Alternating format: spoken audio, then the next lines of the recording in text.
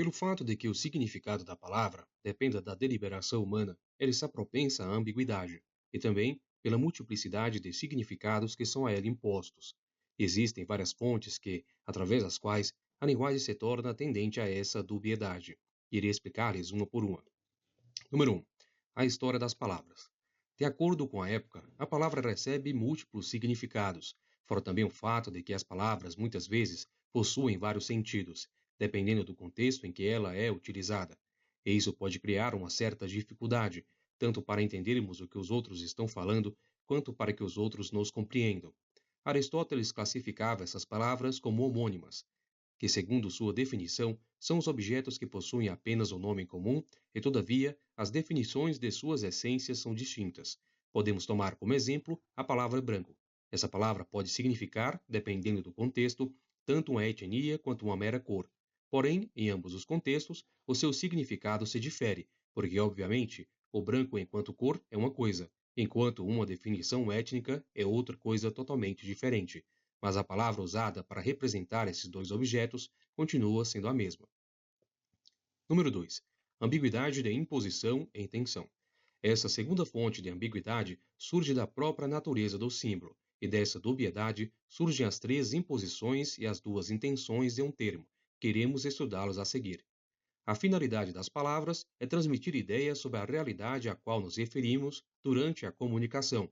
Todavia, existem diversas etapas que antecedem tanto a sua emissão quanto ao entendimento de nossa mensagem, como eu expliquei no processo de geração do conceito. Primeiro, a criação do fantasma, percepto e de um conceito e etc. Agora irei explicar-lhes as imposições e intenções. Letra A. Primeira imposição. A primeira imposição ocorre quando usamos a palavra cujo predicado é o seu significado real e a realidade que ela simboliza. Como, por exemplo, Joana é uma mulher. Se vocês pararem para pensar, essa frase está se referindo ao significado mulher, tal qual o sujeito desta proposição se encontra dentro da estrutura da realidade. Portanto, ela está sendo usada na primeira imposição. Letra B. Imposição zero. Na imposição zero, o uso do termo se distingue por ser usado de modo reflexivo, referindo-se a si mesmo não de acordo com o que ele é na estrutura da realidade, mas de acordo à sua natureza enquanto símbolo, um som ou uma palavra. Como, por exemplo, pedra é um dissílabo, pó tem duas letras e etc. Letra C. Segunda imposição. A segunda imposição reúne as duas características explicadas anteriormente. Ela ocorre quando utilizamos as palavras tanto de acordo com o que o objeto é na estrutura da realidade, quanto ao seu significado meramente gramatical. Por exemplo, falar é um verbo. Está quente é o objeto direto de o dia. E, por regra, as palavras na segunda imposição e na imposição zero devem ser apresentadas em itálicos. Se atentem a esse detalhe. Letra D. Primeira intenção. A primeira intenção possui o mesmo uso que as palavras utilizadas na primeira imposição, com a distinção de que os termos nesta intenção são utilizados referindo-se a si mesmos enquanto conceitos, ou seja, apenas conceitualmente. Ou seja, os termos aqui são utilizados apenas como um meio para se perceber a realidade simbolizada, e geralmente simbolizam um indivíduo ou uma essência.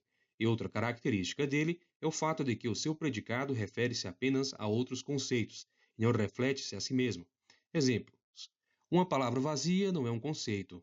Um conceito deve refletir a realidade do objeto, e etc. Letra E. Segunda intenção. Ao contrário da primeira intenção, a segunda já possui um predicado cujo significado reflete sobre si mesmo, ou seja, ocorre quando usamos um termo ou um conceito para nos referirmos ao predicado enquanto termo ou conceito, e não ao objeto tal como conhecemos na estrutura da realidade. O seu uso é restrito somente à lógica, enquanto a segunda imposição é o objeto da gramática. Exemplos de segunda intenção. Retângulo é um conceito, o conceito é um termo e etc. Bem, pessoal, para conseguir elaborar essas distinções de forma correta, primeiro prediquem alguma coisa, e em seguida, observem como o seu predicado está ligado ao sujeito da proposição.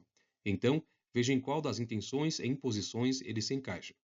Obrigado pela atenção, não deixe de curtir o vídeo caso tenham gostado, e se quiser acompanhar os meus vídeos, não deixe de se inscrever no meu canal e também de mostrá-lo para pessoas que possam se beneficiar com esses conhecimentos. Até o próximo vídeo.